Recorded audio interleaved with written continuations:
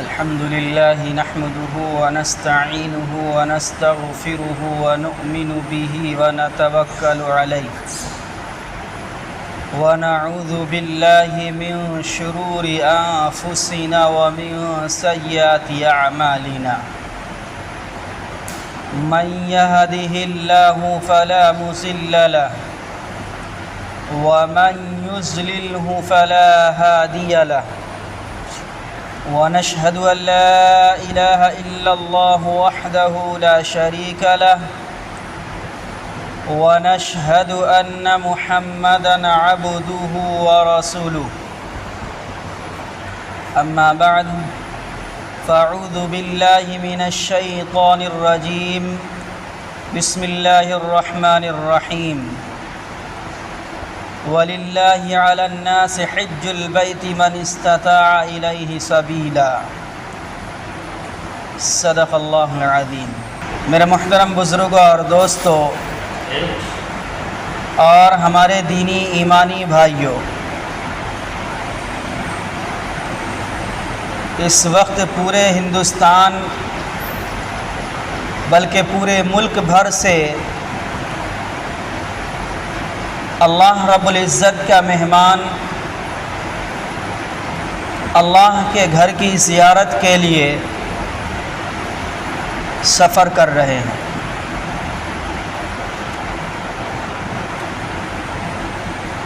یعنی اللہ تبارک و تعالی نے جن صاحب کو استطاعت اور وسعت عطا کیا ہے تو وہ اسلام کے 5ویں رکن حج کے لیے وہ اپنے وطن سے سفر کر رہے ہیں کعبۃ اللہ کی زیارت کے لیے، اللہ کے پاک گھر کی زیارت کے لیے۔ تو میرے محترم بزرگوں اور دوستوں،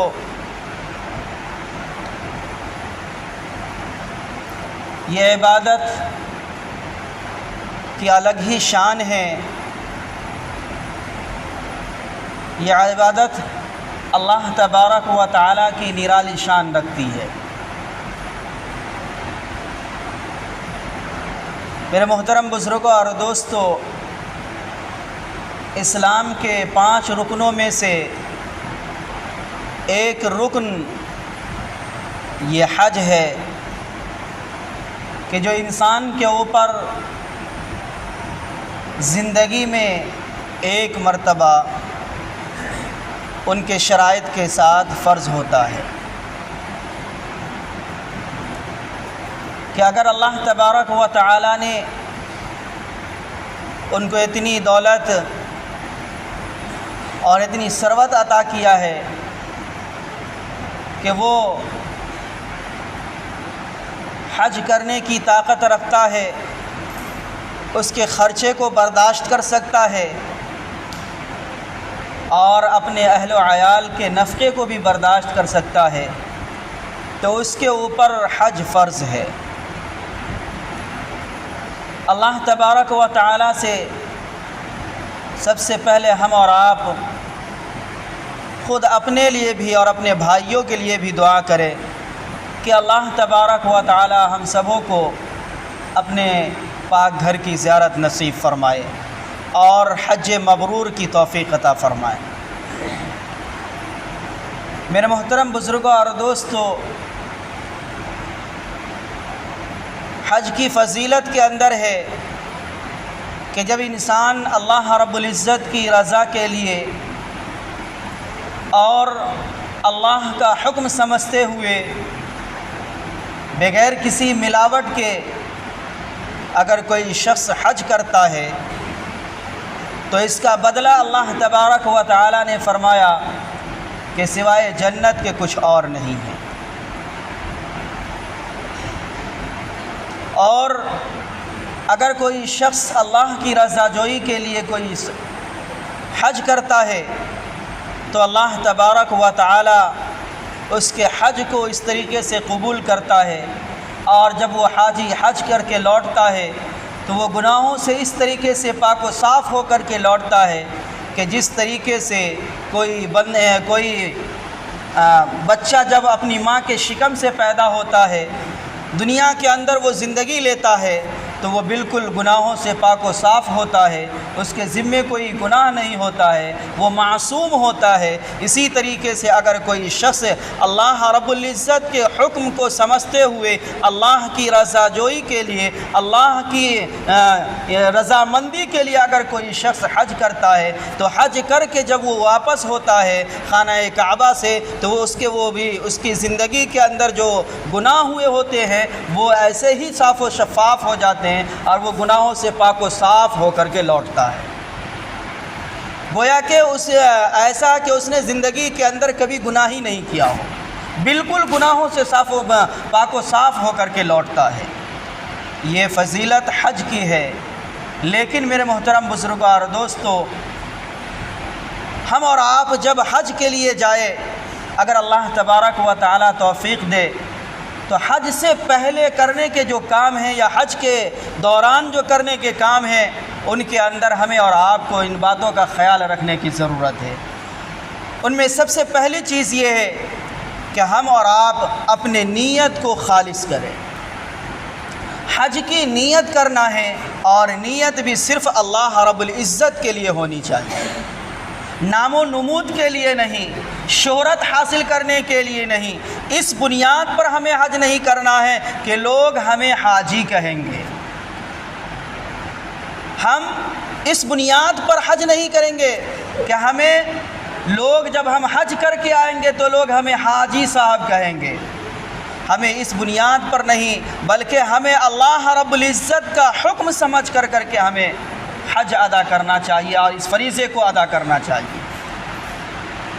میرے محترم بزرگوں اور دوستو، تو سب سے پہلی چیز یہ ہے کہ ہم اور آپ اگر اللہ تبارک و تعالی ہمیں حج کی سعادت نصیب فرمائے تو سب سے پہلے ہمیں اپنے نیت کو درست کرنا ہے، اپنے نیت کو ٹھیک کرنا ہے کہ یہ اللہ کا حکم ہے، اللہ کی رضا جوئی کے لیے ہمیں کرنا ہے۔ آج جب ہم اپنے معاشرے کے اندر نگاہ کے اٹھا کر کے دیکھتے ہیں تو لوگوں کی نیت خالص نہیں پائی جاتی ہے۔ آج حج کے ارکان کو حج پر جانے سے پہلے کہ جو اعمال ہمارے معاشرے کے اندر کیے جاتے ہیں، اس سے یہ بات بالکل صاف ظاہر ہو جاتی ہے کہ لوگ اپنی نام و نمود کے لیے، اپنی شہرت حاصل کرنے کے لیے، حاجی صاحب کہلانے کے لیے حج کرتے ہیں۔ حج پر جانے سے پہلے ایک لمبا چوڑا پروگرام کیا جاتا ہے، کھانے کی دعوت کی جاتی ہے اور اس میں بھی بالائے طاق کتنی کھانے کی دعوت کے اندر بھی اتنی فضول خرچی ہوتی ہے کہ ڈبل گناہ حاجیوں کو ملتا ہے۔ ایک تو حج پر جانے سے پہلے دعوت کا کوئی مطلب ہی نہیں ہے، شریعت کے اندر کوئی گنجائش ہی نہیں ہے۔ آپ حج اللہ رب العزت کی رضا حاصل کرنے کے لیے جا رہے ہیں یا لوگوں کو خوش کرنے کے لیے جا رہے ہیں؟ آپ اللہ کی رضا کے لیے، اللہ کو خوش کرنے کے لیے حج کے لیے جائے، نام و نمود اور دکھلاوے کے لیے نہیں۔ ایک کمی تو حاجیوں کی طرف سے یہ پائی جاتی ہے کہ حج سے پہلے ایک لمبا چوڑا پروگرام دعوت کا کیا جاتا ہے، خیش و اقارب دوست احباب کو بلا کر کے اسے کھانا کھلایا جاتا، اور پھر اس کھانے کھلانے کے اندر بھی کتنی فضول خرچیاں ہوتی ہیں، کتنے سارے انتظامات کیے جاتے ہیں، اس کا ہم اور آپ اپنی نظروں کے سامنے دیکھتے ہیں۔ اور دوسری کمی جو ہے معاشرے کی طرف سے پائی جاتی ہے کہ اگر کوئی شخص اللہ کی رضا جوئی کے لیے وہ حج کرنے کے لیے جاتا ہے، اگر وہ دعوت کا اہتمام نہیں کرتا ہے تو معاشرے کے لوگ اسے برا سمجھتے ہیں کہ یہ حج کرنے کے لیے جا رہا ہے، ایک ہمیں دعوت تک نہیں کھلا۔ تو یہ ہمارے مسلم معاشرے کے اندر یہ بھی کمی پائی جاتی ہے، یہ معاشرے کی غلطی ہے، یہ ہمارے سماج کی غلطیاں پائی جاتی ہے کہ اگر کوئی شخص بغیر کہے ہوئے، بغیر رشتہ دار کو خبر کیے ہوئے، بغیر اپنے محلے اور سماج میں خبر کیے ہوئے وہ اللہ کی رضا جوئی کے لیے اگر وہ حج کرنے کے لیے جاتا ہے، اللہ کی خوشنودی حاصل کرنے کے لیے حج کے لیے جاتا ہے، اگر آپ کو اطلاع نہیں کرتا ہے تو آپ اسے برا سمجھتے ہیں۔ میرا محترم بزرگوں اور دوستو، یہ حج کا عمل، یہ حج جو اسلام کے 5 رکنوں میں سے ایک رکن ہے، یہ اللہ رب العزت کی رضا جوئی کے لیے ہونا چاہیے تھا، لیکن آج ہم نے اور آپ نے اسے شہرت کے لیے اور حاجی صاحب کہلانے کے لیے ہم نے اس کو بنا لیا ہے۔ اور ہمارے معاشرے کے اندر ایک یہ بھی دیکھا جاتا ہے کہ بہت سارے یہ جو حج ہے، یہ جو حج کا عمل ہے کہ جب حاجی کوئی حج کر کے آتا ہے تو اس کے زندگی سے، اس کے نامۂ اعمال سے سارے گناہ ختم ہو جاتے ہیں اور وہ ایسا پاک و صاف ہو جاتا ہے گویا کہ وہ دنیا کے اندر ماں کی شکم سے آج ہی وہ پیدا ہوا ہے، وہ گناہوں سے بالکل صاف و شفاف ہوتا ہے۔ تو اب میرے محترم بزرگوں اور دوستو، جب اللہ تبارک و تعالی ہمارے گناہوں کو معاف کر دیتا ہے تو اب ہماری یہ ذمہ داری بنتی ہے کہ ہم حج کرنے کے بعد ہماری زندگی اس طریقے سے ہونی چاہیے کہ ہم اللہ کی رضا جوئی والی زندگی گزاریں۔ لیکن اس کے اندر بھی جب ہم یہ دیکھتے ہیں تو لوگ جب حاجی حج کر کے آتے ہیں تو کچھ دن تک تو اثر رہتا ہے، لیکن اس کے بعد پھر وہی زندگی گزرتی ہے۔ حاجی صاحب تو کہلاتے ہیں، چاروں طرف شور ہنگامہ ہوتا ہے کہ حاجی صاحب ہے، فلاں صاحب حاجی صاحب ہے، فلاں صاحب حاجی صاحب ہے، لیکن میرے محترم بزرگوں اور دوستو، حج کرنے کی بنیاد پر جو ہماری زندگی کے اندر نکھار پیدا ہونا چاہیے تھا وہ چیز نہیں پائی جاتی۔ حج کر سے کے آئیں گے تو کچھ دن تک چہرے پر داڑھی نظر آئے گی، اس کے بعد پھر وہی فٹ بال کا میدان بن جاتا ہے، پھر وہی چٹیل میدان عرفات کا میدان رہتا ہے یا کیا رہتا ہے اللہ جانے۔ میرے محترم بزرگوں اور دوستو، اللہ تبارک و تعالیٰ نے آپ کو حج کی توفیق عطا کی ہے، اللہ تبارک و تعالیٰ نے حج کی دولت عطا کیا ہے، تو آپ اپنی زندگی کے اندر بدلاؤ لائیے۔ اس نیک اعمال کے کرنے کی بنیاد پر آپ کی زندگی بدل جانی چاہیے، اور آپ کا رب اور آپ کا رسول جیسی زندگی چاہتا ہے ویسی زندگی ہماری زندگی کے اندر ہونی چاہیے۔ تو میرے محترم بزرگوں اور دوستو، سب سے پہلا کام یہ ہے کہ ہم اپنی نیت کو اللہ رب العزت کی رضا جوئی کے لیے، اللہ کی رضا حاصل کرنے کے لیے، نام و نمود اور شہرت حاصل کرنے کے لیے نہیں، معاشرے کے اندر حاجی کہلانے کے لیے ہم اور آپ حج نہ کریں، بلکہ اگر اللہ تبارک و تعالیٰ نے توفیق دیا تو اپنی نیت کو یہ خالص کیجئے اور اللہ کی رضا جوئی کے لیے حج کرنا ہے۔ دوسرا حکم اس میں یہ دیا گیا ہے،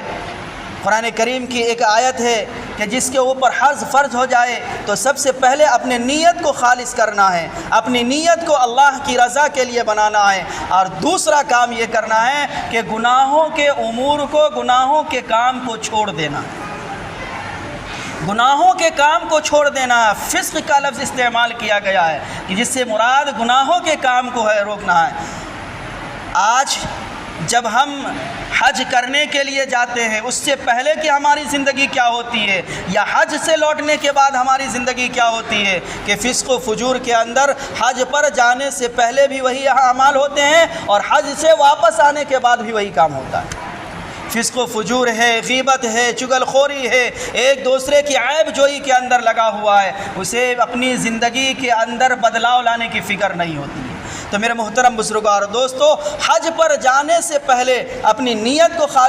صاف کرنا ہے، اور نیت کو صاف کرنے کے ساتھ ساتھ گناہوں کے کام کو چھوڑ دینا ہے، فسق و فجور کے کام کو چھوڑ دینا ہے۔ یہاں تک کہ لکھا ہے روایت کے اندر ہے کہ انسان کو اپنی بیوی کی طرف بھی شہوت کی نگاہ سے یا اپنی بیوی سے بھی کوئی ایسی بات نہیں کرنا چاہیے کہ جس سے شہوت ابھرتی ہو، یہاں تک منع کیا گیا ہے۔ لیکن آج ہمارے معاشرے کے اندر جو حج کرنے کے لیے جاتے ہیں، ہماری نظروں کے سامنے ہے کہ ان کی زندگیاں کیسی گزر رہی ہیں۔ تو میرے محترم بزرگوں اور دوستو، دوسرا کام یہ ہے کہ فسق و فجور، گناہوں کے کام کو چھوڑنا ہے۔ تیسرا کام جدال، جھگڑا لڑائی، اس کو بھی چھوڑ دینا ہے۔ میرے محترم بزرگوں اور دوستو، یہ حج کا عمل جو ہے اللہ رب العزت کے نزدیک لوگ سال میں 1 مہینہ کعبۃ اللہ کی زیارت کے لیے لوگ پوری دنیا سے لوگ جاتے ہیں، تو ظاہر سی بات ہے کہ جب ایک جم گھٹا ہوتا ہے، ایک ہجوم اور ایک بھیڑ ہوتی ہے، وہاں اتنا انتظام کرنے میں دقت اور پریشانیاں آتی ہے۔ تو اگر ہمیں کوئی پریشانی اللہ رب العزت کی حج کرنے کے لیے جاتے ہیں، اللہ کے راستے میں جا رہے ہیں، اگر ہمیں کوئی پریشانی کوئی مصیبت لاحق آتی ہے تو ہم اگلے سامنے والوں سے جھگڑا اور لڑائی کرنے کی ضرورت نہیں ہے، بلکہ ہم اللہ رب العزت نے جو ہمیں یہ توفیق دیا ہے تو ہم اپنی زندگی کے معمول کے مطابق اگر ہمیں کوئی پریشانی پہنچتی ہے، کوئی مصیبت پہنچتی ہے تو ہم اسے برداشت کریں۔ اگلا سے ہمیں جھگڑنے کی ضرورت نہیں ہے کہ ہم نے اتنا پیسہ خرچ کیا، ہمیں کوئی سہولت نہیں ملی۔ میرے محترم بزرگوں اور دوستو، آپ روپیہ اور پیسہ خرچ اپنی سہولت کے لیے نہیں بلکہ اللہ رب العزت کا حکم سمجھ کر کے خرچ کیجیے، اپنی راحت اور سکون کو حاصل کرنے کے لیے نہیں بلکہ اللہ کی رضا جوئی کے لیے ہمیں حج کرنا ہے۔ تو اس میں جو مصیبتیں جو پریشانیاں جو مشقتیں ہمیں جھیلنی پڑے گی اسے ہمیں برداشت کرنا ہے۔ تو یہ 3 کام ہوئے۔ چوتھا کام یہ ہے کہ ہم حج کرنے کے لیے جائے۔ ایسے تو پوری زندگی ایمان والوں کو، مسلمانوں کو رزق حلال کا حکم دیا گیا ہے کہ رزق حلال کماؤ، حلال کھاؤ۔ یہ مسلمانوں کی پہچان ہے، حلال کمانا اور حلال کھانا۔ یہ اسلام کی پہچان ہے، یہ مسلمانوں کا شعائر ہے، حلال کھانا اور حلال کمانا۔ لیکن میرے محترم بزرگوں اور دوستو، ایسے حج کرنے والوں کو بھی حکم دیا گیا ہے کہ جب حج کرنے کے لیے جائے تو آپ حج کے لیے ایسی رقم، ایسے مال کو خرچ کریں جو آپ کا حلال ہو۔ مشکوک مال کو آپ کو خرچ کرنے کی ضرورت نہیں ہے۔ حرام مال خرچ کر کے اگر آپ حج کرنے کے لیے جائیں گے تو میرے محترم بزرگوں اور دوستو، روایت کے اندر لکھا ہے کہ وہ حج آپ کے منہ پر مار دیا جائے گا، وہ حج آپ کا قبول نہیں ہوگا، آپ کا روپیہ پیسہ بھی خرچ ہو جائے گا، آپ کی محنت بھی خرچ ہو جائے گی اور وہ حج آپ کے منہ پر مار دیا جائے گا۔ کوئی فائدہ نہیں ہوگا، آپ کی محنت گرائے جائے گی، آپ کا روپیہ پیسہ برباد ہو جائے گا، لیکن آپ کا حج قبول نہیں ہوگا۔ اس لیے میرے محترم بزرگوں اور دوستو، جب حج کے لیے جائیں گے تو ہمیں اپنے نیت کو صاف رکھنا ہے، گناہوں کے کام کو چھوڑ دینا ہے۔ اگر ہمیں راستے کے اندر کوئی تکلیف اور پریشانیاں پہنچتی ہے تو ہمیں اسے برداشت کرنا ہے، جھگڑا لڑائی نہیں کرنا ہے اور حلال پیسے سے ہمیں حج کرنا ہے، حلال پیسے سے حج کرنا ہے میرے محترم بزرگوں اور دوستو۔ اور جو چوتھا کام یہ ہے کہ حج پر جانے سے پہلے حج کے مسائل کو سیکھنا ہے۔ حج پر جانے سے پہلے حج کے مسائل کو سیکھنا ہے، چونکہ میرے محترم بزرگوں اور دوستو، یہ حج کا عمل بہت اہمیت کا حامل ہے، بڑا اہم کام ہے، بڑی قربانی کے ذریعے سے میرے محترم بزرگوں اور دوستو یہ حج آپ کا قبول ہوتا ہے۔ اس لیے میرے محترم بزرگوں اور دوستو، جتنا بڑا کام ہوتا ہے اس کا اہتمام اتنا ہی کیا جاتا ہے، اتنا ہی توجہ کے ساتھ کیا جاتا ہے۔ تو اس لیے میرے محترم بزرگوں اور دوستو، حج پر جانے سے پہلے حج کے مسائل کو سیکھنا ہے۔ حج کے مسائل کو سیکھنے کے لیے آپ علماء کرام سے بھی رابطہ کر سکتے ہیں، اور ابھی ترقی کے دور کے اندر تو انگریزی میں، ہندی میں، اردو میں بہت سارے مسائل کی کتابیں ہر زبان میں پائی جاتی ہے۔ آپ اسے حاصل کیجئے اور اسے پڑھیے، اسے مطالعہ کیجئے، اس سے آپ کو سمجھ میں آئے گا کہ اس کے کیا حج کے کیا مسائل ہیں، کتنے فرائض ہیں، کتنے واجبات ہیں، کیا کرنے کے ہیں اور کیا نہیں کرنے کے ہیں۔ تو میرے محترم بزرگوں اور دوستو، یہ امور چند امور ہے کہ جن کا حاجیوں کو اہتمام کرنا، خیال رکھنا ضروری ہے۔ اگر ان امور کا اور ان کاموں کا اگر خیال نہیں کریں گے تو میرے محترم بزرگوں اور دوستو، ہماری محنت برباد ہو جائے گی، ہمیں کوئی حاصل نہیں ہوگا۔ میرے محترم بزرگوں اور دوستو، حج پر جانے کے لیے نیت کے خالص کے اندر ایک صحابی کا واقعہ لکھا ہے۔ حضرت حسین رضی اللہ تعالیٰ عنہ کے ایک صاحبزادے ہیں حضرت علی۔ حضرت حسین نے اپنے لڑکے کا نام اپنے والد کے نام پر رکھا تھا حضرت علی۔ جب وہ حج کرنے کے لیے گئے تو تلبیہ پڑھنے کا نمبر آیا، لبیک اللہم لبیک پڑھنے کے لیے آئے تو ان کی زبان سے نہیں نکل رہا تھا اور وہ بے ہوش ہو جا رہے تھے۔ لوگوں نے معلوم کیا کہ ایسا کیا معاملہ ہے۔ تو میرے محترم بزرگوں اور دوستو، جب حاجی حج کرنے کے لیے جاتا ہے اور گنبد خضرا کی زیارت ہوتی ہے اور جب احرام باندھتا ہے اور نیت کرتا ہے اور نیت کرنے کے بعد اللہ تلبیہ پڑھتا ہے اللہم لبیک لا شریک لک لبیک، تو میرے محترم بزرگوں اور دوستو اگر یہ اس نے پوری رعایت کے ساتھ اللہ اہتمام کرتے ہوئے اپنی نیت کو خالص کرتے ہوئے رزق حلال سے اگر حج کرتا ہے تو اللہ تبارک و تعالی اس کے حج کو قبول کرتے ہیں۔ اور جب یہ تلبیہ پڑھتا ہے تو اللہ رب العزت کی طرف سے ندا آتی ہے کہ لبیک وسعدیک، کہ ہم نے تمہاری حاضری قبول ہو اور تمہاری یہ محنت قبول ہو، تمہاری نیک بختی ہو، یہ حج تو اللہ تبارک و تعالی قبول کرتا ہے، یہ آسمان سے ندا آتی ہے۔ تو میرے محترم بزرگوں اور دوستو لکھا ہے روایت کے اندر کہ حضرت علی کی زبان سے یہ جملہ نہیں نکلتا تھا اس بنیاد پر کہ ہم کہیں یہاں ادھر سے اللہم لبیک کہے اور اللہ رب العزت کی طرف سے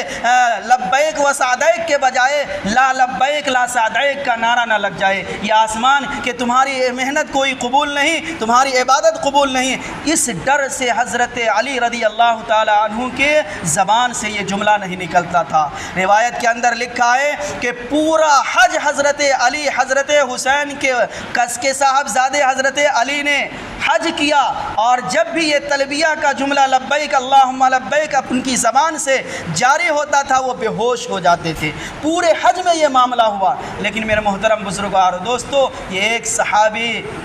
ایک نواسہ رسول کے ایک صاحبزادے کا حق ہے، یعنی حضرت